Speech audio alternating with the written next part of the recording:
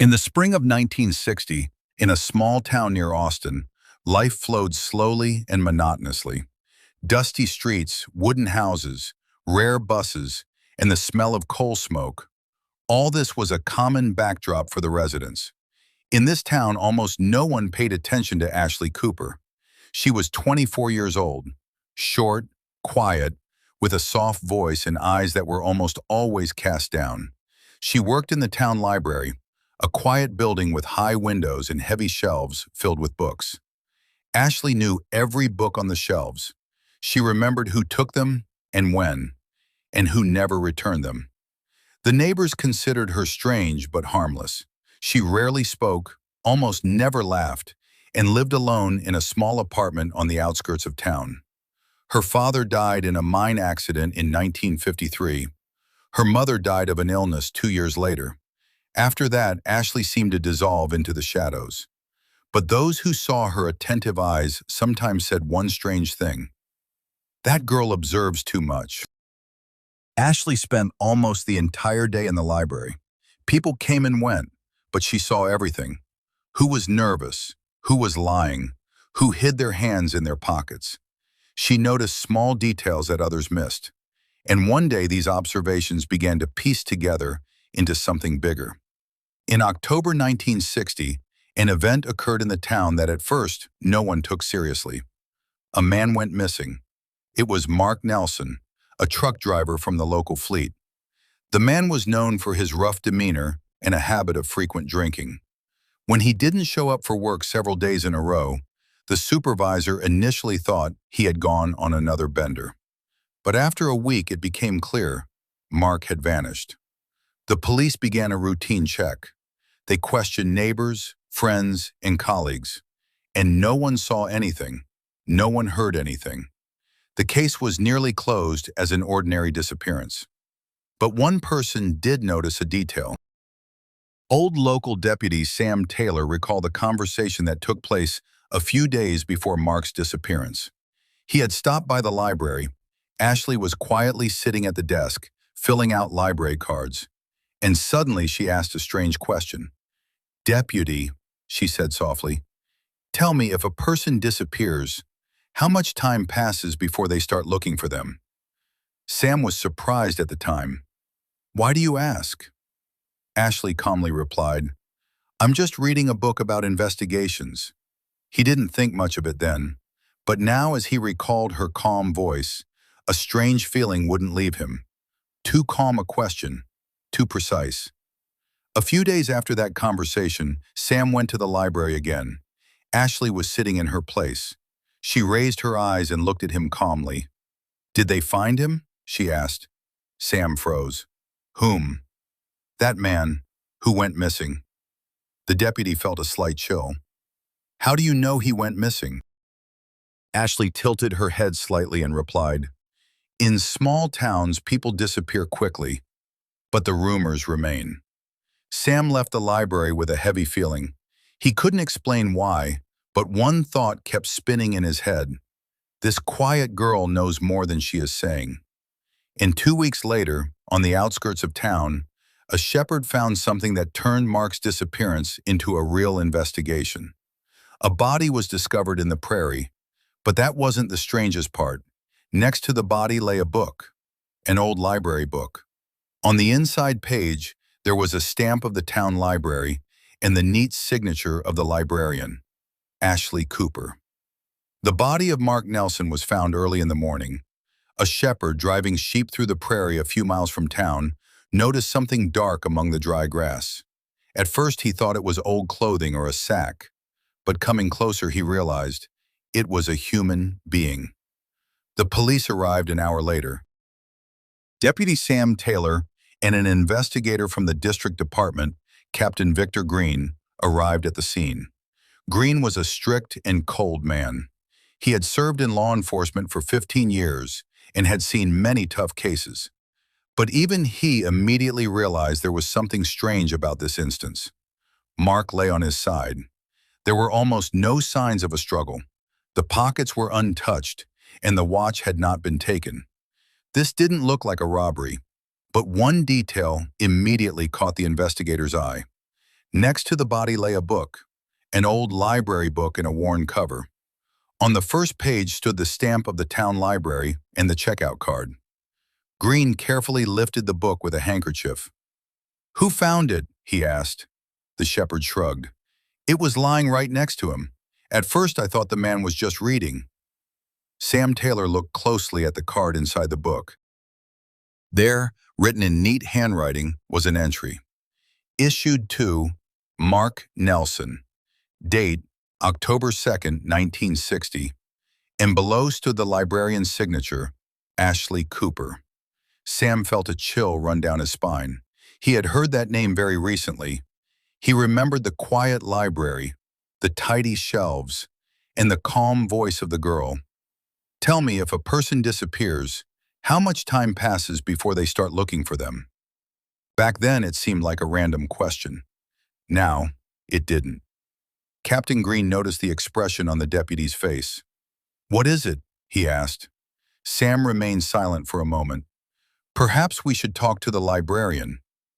A few hours later, they were standing in front of the town library building. It was an old two-story building built before the war. High windows, a heavy wooden door, and silence inside. When they walked in, there was almost no one in the hall. Ashley was sitting at the desk by the catalog. She raised her eyes. Her face remained calm. "Good afternoon, officers," she said softly. Captain Green placed the book on the desk.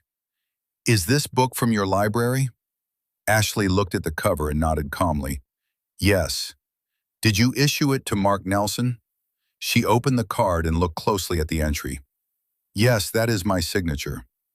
Green watched her face intently, but the girl did not look frightened. "Did you know this man?" he asked. Ashley shrugged slightly. "He came in once, took a book, and left." "Did he come to the library often?" "No." "Did you speak with him?" Ashley thought for a moment. "I think he asked if there were any books about travel." Sam watched her closely. It seemed strange to him that she spoke so calmly, too calmly. "When did you see him for the last time?" he asked. Ashley raised her eyes and looked directly at him. "On the day he took the book." "Did he say where he was going?" "No." Captain Green closed the book. "He was found dead this morning." Ashley blinked slowly, but her face hardly changed. "I see," she said softly. Green expected surprise, or at least shock, but the girl merely placed her pencil neatly on the desk. "I'm sorry." The investigator took a step closer. "Tell me, Miss Cooper, have you ever been outside the town, in the prairie?" Ashley calmly replied, "Sometimes." "When was the last time?" She thought for a moment. "A few weeks ago." "Alone?" "Yes." Sam felt that same strange sensation again.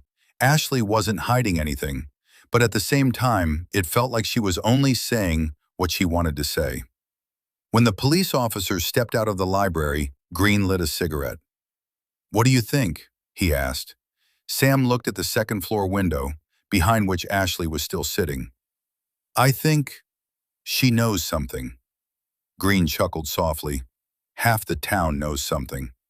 "No," Sam said slowly. "She knows more than the rest." That same evening, the forensics team reported another detail. The cause of Mark's death was poison, and the strangest part was that traces of a rare substance were found in the deceased's stomach, a substance that is typically used to treat old books against insects. And it was exactly this substance that was stored in the utility room of the town library. After the conversation in the library, Captain Victor Green was in no hurry to jump to conclusions. Experience had taught him one simple thing: suspicious behavior doesn't make a person a criminal, yet. But he wasn't about to ignore strange coincidences either. That same day, he ordered to gather everything that could be learned about Ashley Cooper. There turned out to be little information. Ashley was born in 1936 in a small settlement near Austin. Her father, Colin Cooper, worked in a mine. In 1953, a cave-in occurred, and he died along with several other miners. After that, the family lived in poverty. Ashley's mother, Janet, worked as a laundress. She was often sick and died in 1955. The girl was only 19 then. Since then, Ashley lived alone. She graduated from a teacher's college but did not go into teaching. Instead, she got a job at the town library. The work was quiet and peaceful, exactly what she preferred. The neighbors described her almost identically: a calm girl, never makes noise, always polite, but almost everyone added the exact same phrase: only too quiet. Captain Green personally visited several houses on the street where Ashley lived. A neighbor through the wall, an elderly woman named Grace Adams, said, "She hardly ever entertains guests.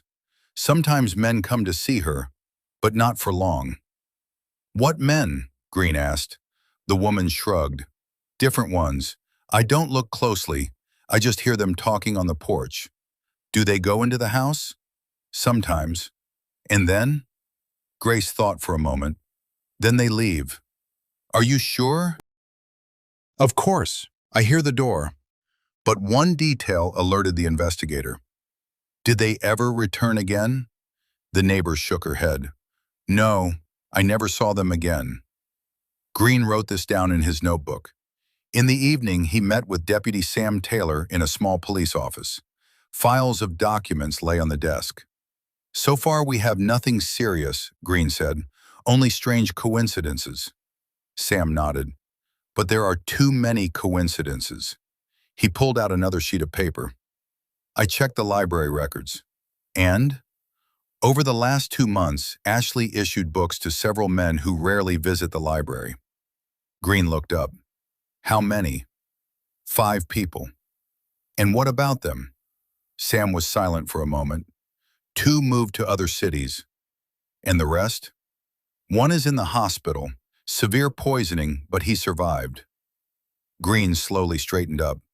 "When did this happen?" 2 weeks ago." "And did he say where he got poisoned?" "No, he said he just felt ill at home." Silence hung in the room. The investigator rubbed his forehead. "Do you understand what this looks like?" Sam replied quietly, "Yes," but saying it aloud was difficult. They were talking about a woman, a quiet librarian, who politely smiled at every visitor. Green closed the folder. "We cannot accuse a person without evidence." "Of course, but we can observe." The next day, the police began covert surveillance of Ashley's house. 2 officers took turns keeping watch in a car across the street. The first day passed quietly. Ashley left for work in the morning. In the afternoon, she returned home. In the evening, she left the house again. She walked slowly down the street, holding a small bag in her hands. One of the officers quietly said to his partner, "Where is she going?" Ashley was heading toward the bus stop, but she didn't take the bus. She walked further, past the town limits, in the direction of the prairie. The officers cautiously followed her at a distance. The sun was already setting when the girl stopped near an old ravine. She looked around, as if checking to see if there were any people nearby. Then she slowly climbed down. One of the officers whispered, "What is she doing down there?" A few minutes later, Ashley climbed back up, but the bag was no longer in her hands. She calmly dusted off her dress and walked back toward town. The officers exchanged glances. When they approached the ravine and began examining the ground, one of them noticed fresh, loose soil. He took a shovel from the car. They didn't have to dig for long. After a few minutes, the metal of the shovel hit something hard. It was a small metal box. Inside lay personal items: a watch, a cigarette case, a wallet, and ID documents. On one of the documents was a name: Ralph Jenkins, another man from the list to whom Ashley had recently issued a book. Ashley's words made everyone fall silent. "You are digging in the wrong place." Captain Victor Green had worked as an investigator for many years and was used to various reactions from suspects. People usually get nervous, start denying everything, or try to make excuses. But Ashley's behavior was different. She didn't deny it. She didn't make excuses. She seemed to be observing the investigation from the outside. Green looked at her intently. "What do you mean?" he asked. Ashley stood calmly, holding her hands in front of her.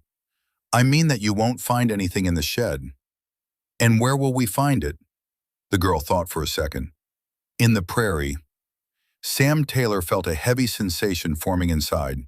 He remembered the metal box the officers had already found in the ravine. So, that wasn't the only hiding place. Green took a step closer. "Show us."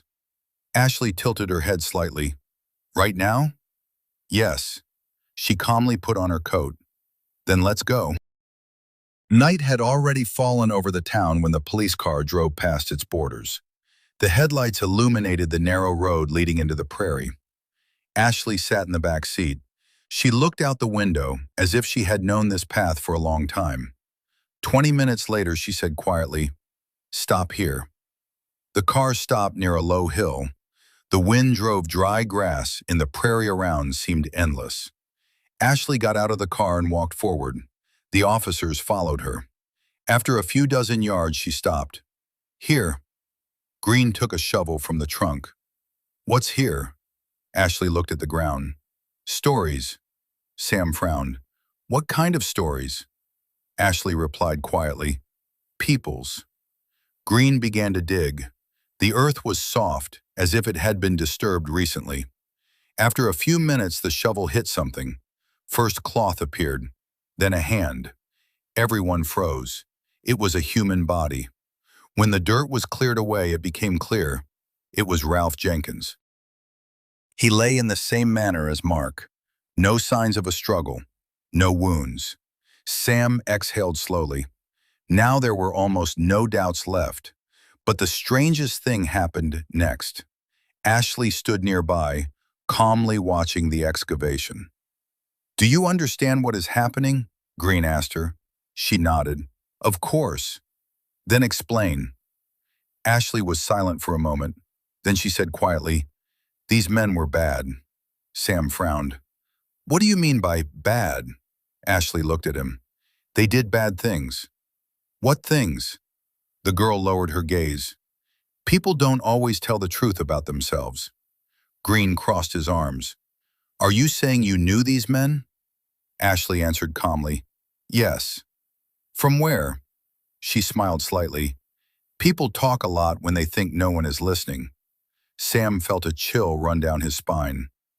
"In the library?" Ashley nodded.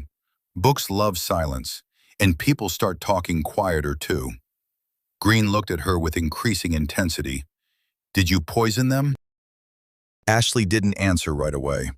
The wind rustled quietly through the grass. Finally, she said, "I gave them tea." "And added poison?" Ashley raised her eyes. "They chose to come themselves."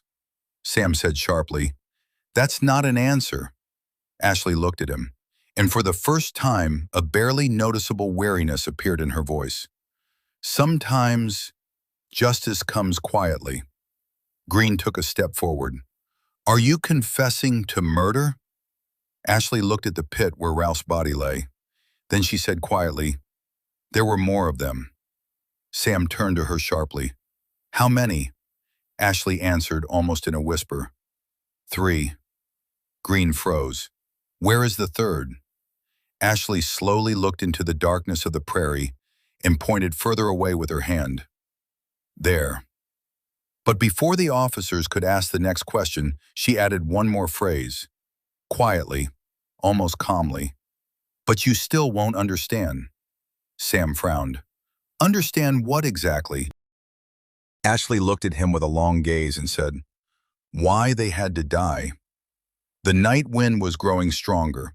The police car's headlights illuminated the pit containing Ralph Jenkins's body. The ground around was dug up, and the dry grass pressed against the earth under the gusts of wind. Captain Victor Green stood in silence for several minutes. He looked from the body to the girl, who stood calmly a few paces from the pit. Too calmly. "You said there were 3 of them," he finally uttered. "Who is the third?" Ashley didn't answer right away. She looked out toward the prairie where the darkness hid the hills. Then she slowly raised her hand and pointed further out. "There." Sam Taylor frowned. Where exactly? Ashley took a few steps forward. Behind that hill, the officers exchanged glances. A few minutes later, they were walking through the prairie again. Flashlights illuminated a narrow strip of land ahead of their feet. Ashley walked in front, as if she knew the way well. After 200 yards, she stopped. Here, Green took the shovel again. If this is a joke, Ashley calmly replied, I am not joking. They had to dig longer. The earth was denser, as if it had been disturbed a long time ago. Finally, the shovel hit something. A few minutes later, an old jacket appeared, then a hand. When the body was completely uncovered, it was clear it was a middle-aged man. Sam pulled out a flashlight and shone it on the face. I know him, he said quietly. Green looked at him. Who is it? Ethan Turner. He worked as a warehouse guard. Green frowned. Did he go missing? No. Then where has he been all this time? Sam shook his head. No one was looking for him. Silence stood for a few seconds. 3 bodies, 3 men, and one girl who led the police straight to them. Green turned to Ashley. Now explain. Ashley slowly inhaled the cold air. They were alike. In what way? They thought they could get away with anything. Sam took a step forward. What did they do? Ashley was silent for a long time. Then she said quietly, When I was 16, I worked at the warehouse. Green and Sam exchanged glances. Ethan Turner worked there. Ashley continued to speak calmly, almost without emotion. One evening, he stayed after his shift. She closed her eyes for a second. He wasn't alone. Sam exhaled slowly. Who else was there? Ashley looked at the pit where Ethan's body lay. His friends. Green asked quietly, Mark Nelson? Ashley nodded. And Ralph Jenkins? Yes. The wind swept over the prairie again. Now everything was beginning to fit together. 3 men, 1 past, and a girl who remembered everything. Are you saying they harmed you? Green asked. Ashley looked at him calmly. Yes. Did you report it? She smiled slightly, a sad smile. In 1952? Sam lowered his eyes. In those years, such cases almost never made it to court, especially if it was several men against a girl. Ashley continued quietly. I left that place that night. I never went back. But you remembered them. Yes, Green said slowly. And you decided to take revenge. Ashley was silent for a long time. Then she replied, No. Then what? She looked out at the prairie. They went on living as if nothing had happened. And you? Ashley said quietly. And I remembered every single night. Sam clenched his fists. Is that why you killed them? Ashley turned to him, and for the first time, her voice grew a bit colder. I simply gave them an opportunity to tell the truth. Green frowned. What truth? Ashley replied. When a man thinks he is being listened to, he starts talking. And they talked? She nodded. They laughed. The wind swept across the prairie again. Ashley looked at the pit. And that's when I realized they would never change. Sam asked quietly, Is that why you gave them poison? Ashley replied calmly, Yes. Green looked at her for a long time. Then he said, Do you understand what awaits you? Ashley nodded. Yes. And you don't regret it? She looked at the 3 graves in the prairie and said quietly, I only regret one thing. Sam frowned. What? Ashley raised her eyes. That there were only 3 of them. And at that moment, Captain Green realized one disturbing thing. This story might be much longer than they thought. After that night in the prairie, the case could no longer be called an ordinary investigation. 3 bodies found at the direction of the exact same girl turned the story into one of the most unusual cases the district police had ever encountered. In the morning, Ashley Cooper was officially brought to the station. The small interrogation room was lit by a dim lamp. Captain Victor Green and Deputy Sam Taylor sat at the table. Ashley sat across from them. She carried herself just as calmly as she had during the night in the prairie. Green opened the folder with the case files. We found 3 bodies. All of them were buried in different locations. All 3 were people you knew. Ashley nodded quietly. Yes. Do you admit that you poisoned them? Yes. Green looked at her intently. Then explain exactly how it happened. Ashley thought for a moment. I invited them to my place. Sam frowned. They came? Yes. Why? Ashley shrugged slightly. Men often come when they are invited. A brief silence fell over the room. Green wrote something down in the file. What happened next? We talked. About what? About the past. Sam watched her closely. Did they recognize you? Ashley shook her head. No. Not at all? Nearly 8 years had passed. Green said quietly. But you recognize them? Yes. She spoke calmly, as if telling an ordinary story. I poured tea. We sat in the kitchen. And that's when you added the poison? Ashley looked at the table. Not right away. Why? She answered quietly. First, I wanted to hear the truth. Sam frowned. What truth? Ashley raised her eyes. Whether they remembered. And? They didn't remember. Green paused. Or did they pretend not to remember? Ashley shook her head slightly. No. Then what? She said quietly. They laughed. Sam felt an uncomfortable tension. About what?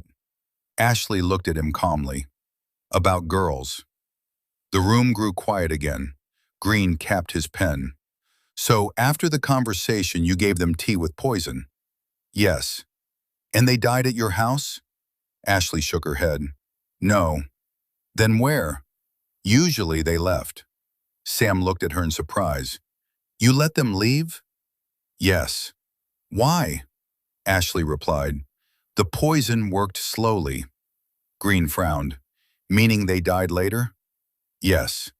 Is that why the bodies were found far from your house? Ashley nodded. Now a lot was becoming clear. The absence of struggle marks, the absence of noise. The men simply left and died later. Green looked at her. Did you select the burial places in advance? Yes. Why the prairie? Ashley answered softly. No one goes there.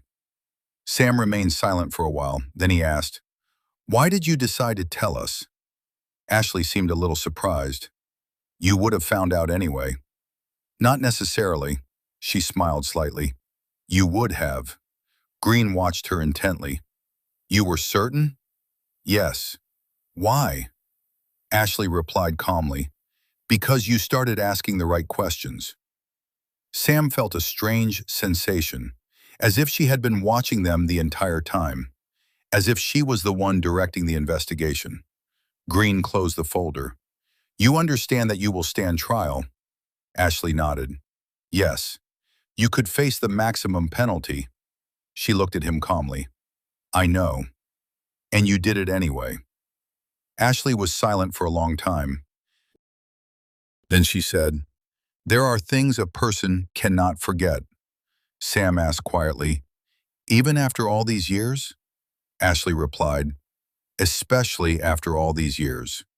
Green was about to finish the interrogation, but suddenly asked one final question. Tell me honestly, did you plan all of this in advance? Ashley thought for a moment. Then she said, yes. For how long? She looked out the window. Almost 8 years. Sam exhaled slowly. 8 years. 8 years of waiting. 8 years of remembering. But another thought surfaced in Captain Green's mind. He looked at Ashley. You said you only regret that there were 3 of them. Ashley nodded. Yes. Green asked slowly, are you certain there were only 3? Ashley looked at him with a long gaze and said quietly, no. And that short word made the case far more alarming once again. Ashley's words hung in the interrogation room in a heavy silence. No, she said. Captain Victor Green slowly straightened up in his chair. What do you mean, no? Ashley looked at him calmly. It means that there were more of them. Deputy Sam Taylor felt everything inside him tighten. How many? He asked quietly. Ashley shrugged slightly. I don't know exactly. Green said sharply, you must know. I remember faces, she replied, but not all the names. The room fell silent again. Green slowly opened the case file. You said that there were 3 men at the warehouse back then, Ethan Turner, Mark Nelson, and Ralph Jenkins. Ashley nodded. Yes. Who was the fourth? This time she didn't answer right away.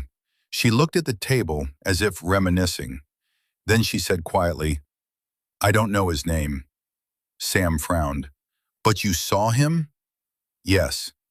Describe him. Ashley spoke slowly. He was older than the others, tall. He had a scar over his brow. Green immediately became alert. A scar? Yes. From what? I don't know. Green quickly wrote down the description. Did you see him after that incident? Ashley shook her head. No. But you looked for him? She raised her eyes. Yes. For how many years? Ashley answered calmly. All this time. Sam exhaled slowly. So the case wasn't over yet. Green asked, why do you think he is alive? Ashley replied, because he isn't in here. She nodded slightly toward the case file folder. Victor Green closed his notebook. We will check. That same day, the police began searching for the man with the scar. Old warehouse documents were pulled from the archives. Dozens of names appeared on the employee list for that year. But one man immediately caught their attention. Brandon Lewis. He had worked as a warehouse guard for just a few months, exactly during that year, and he indeed had a scar over his right brow, as noted in his medical record. But the strangest thing lay elsewhere. After 1952, Lewis abruptly resigned and left the town. Where to? No one knew for sure. Green sat in the office looking at the documents. Sam stood by the window. So there was a fourth one after all, he said. Yes. And he's the only one left alive. Green replied quietly. Possibly. Sam turned to him. What if Ashley finds him before we do? Green didn't answer. An hour later, they returned to the interrogation room. Ashley was sitting in the same place. She calmly raised her eyes. Did you find his name? She asked. Green looked at her intently. Possibly. Ashley tilted her head slightly. Brandon? Sam snapped his eyes to her. You knew? Ashley said quietly. I heard what they called him. Green frowned. Why didn't you say so earlier? She replied calmly. You didn't ask. The room became silent again.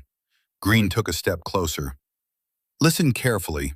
If this man exists, we will find him. Ashley looked at him with a long gaze and said softly, You think I haven't tried? Sam frowned. What do you mean? Ashley lowered her eyes. I looked for him for stripes of 8 years. And? She replied calmly. I found him. The room seemed to grow colder. Green slowly pronounced, Where? Ashley raised her eyes. Not here. Then where? She was silent for a while. Then she said quietly, In another city. Sam took a step forward. In which one? Ashley looked at him and answered with one short phrase. He already knows that I found him. Green felt a heavy sensation forming inside. When? Ashley calmly said. 3 weeks ago. Sam frowned. And what happened? Ashley looked at the lamp above the table, then said quietly, Nothing. What do you mean, nothing? She replied, Nothing yet. Green said slowly, Does that mean you are going to do the exact same thing? Ashley looked at him calmly, and for the first time her voice sounded almost cold. No. Sam frowned. Then what? Ashley said quietly, With him, it will be different. And that phrase sounded far more disturbing than any confession. The following morning brought new information. Captain Victor Green and Deputy Sam Taylor were reviewing archive records of library checkout cards bearing Ashley's signature. Every card now seemed like a small piece of evidence, a small piece of a complex puzzle. Many years ago, Ashley had started keeping precise records: who came, what books they took, when they returned them, and what they said. At first glance, ordinary library documentation. But now, when it turned out that 3 men were dead and the 4th was alive, these records took on a new, dangerous significance. Green studied the old cards. Every name, every date. Now this wasn't just a library archive, but almost a route map of a potential victim. And one detail immediately jumped out. Some men took books about travel, geography, and distant lands. And almost all of them disappeared or died a certain time after visiting the library. "This isn't accidental," Green said, showing the cards to Sam. "Look, each time they came with one goal: to learn something about the world. They thought they were controlling the situation, but in reality, they were walking by her rules." Sam nodded silently, but his thoughts revolved around one person, the 4th, Brandon Lewis. Many years ago, Ashley saw him for the first time, and since then, he remained in her memory like a shadow of the past. Green pulled out a map of the country. "We will check his routes," he said, tracing his finger along the cities. "If he is truly alive, he left traces somewhere." Sam pondered. "But how did she find him?" he asked quietly. "She knows how to wait," Green replied. 8 years. 8 years of observations. An 8-year study of behavior, habits, and roots. She isn't just a librarian, she's a researcher. At that moment, the desk officer called the office. "Captain," he said, "a message just came in from Houston. A man matching the description of Brandon Lewis recently rented a room on the outskirts of the city." Sam felt his heart tighten. "So we found a trail." Green stood up. "Get the car ready, we're leaving." The drive to Houston took nearly 12 hours. It was quiet in the car, except for the steady hum of the engine and the wind outside the window. Sam sat next to Green, reviewing the notes on Ashley and her victims. "You know," he finally said, "she could have been a perfectly ordinary girl, but 8 years of observation turned any personality into something more, into a guardian, a judge, a trap." Green nodded, not taking his eyes off the roadmap. When they drove up to a small house on the outskirts of Houston, the sun was already dipping toward the horizon. The house looked empty and abandoned. The neighboring buildings were old, painted in faded colors, with cracked windows. "Is he in there?" Sam asked quietly. "He should be," Green replied, "and we will find out why Ashley directed us here." They slowly approached the door. Green pulled out his keys, but before opening it, he paused. "Wait," he said, "we need to be ready for anything." Sam nodded. "She always controlled everything, and we never know what's waiting inside." They opened the door. Twilight reigned inside. Old newspapers and empty bottles were scattered on the floor. In the corner of the room stood a table with maps and several books. And right there, amid the gloom and dust, they saw him, Brandon Lewis, exactly as Ashley had described him. The scar over his brow was clearly visible. The man raised his eyes and met the gaze of Green and Sam. He said nothing. He just stood there, motionless, and watched. At that moment, one thing became clear. Ashley knew more than anyone could have imagined. And now, 8 years later, this game had reached its climax. Sam said quietly, "This isn't just revenge. This is a carefully thought-out system." Green nodded. "And we are standing on the threshold of the end, or the beginning of something even more terrifying." Silence reigned in the room, interrupted only by Brandon's steady breathing, and no one dared to take the first step. Ashley was already out of town, but her presence was felt. Every movement, every glance, it was as if she was still directing events from a distance of 8 years. Now the investigation had gone beyond the town, beyond the prairies. And only one question remained. What is she planning next? And who is next on the list? Sam Taylor and Captain Victor Green stood opposite Brandon Lewis in the semi-dark room on the outskirts of Houston. The man remained silent. His eyes, cold and attentive, studied every gesture of the police officers. The scar over his right brow was clearly visible, the final touch to a story that stretched back nearly 10 years. "Brandon Lewis?" Green finally asked. "We know who you are." The man nodded but didn't say a word. "You were the fourth," Sam continued, "the one Ashley never killed. Yet." Brandon smiled slightly, and in that smile there was something incomprehensible, as if he had been expecting this moment for long years. Green slowly pulled out the file on Ashley's case. "We know everything. The three killed, your observations, the action plan. And we understand. You controlled their destinies for nearly 8 years." Brandon finally spoke quietly, in a level voice. "She didn't just kill. She gave them a chance." "A chance?" Sam asked. "Yes, a chance to tell the truth." Brandon looked at the officers with a cold gaze, and they didn't take it. Green frowned. "And you? You stayed alive because I was smarter," Brandon replied. "Or because she decided that my lesson isn't finished yet." Sam felt a chill down his spine. "And you say this calmly?" he asked. Brandon nodded. "Your colleague Ashley Cooper," she observed, "waited, planned. Every step, every reaction, every man, part of her system. A system of justice that she decided to embody herself." Green sighed. "So the game is over?" "No," Brandon lowered his eyes. "It's still in motion, and not just here." The officers realized that Ashley's story extended far beyond Houston, beyond the prairies. Her 8 years of patience and precise planning made her not just a killer, but a living legend to which a simple final period could not be attached. "What happens next?" Sam asked quietly. "That depends on who is looking," Brandon said, and his voice sounded like a verdict. "She is always a step ahead. Always."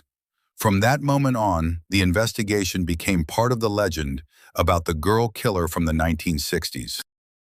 She lived the quiet life of a librarian, smiled at people, and observed every movement of those who thought they controlled their own destiny.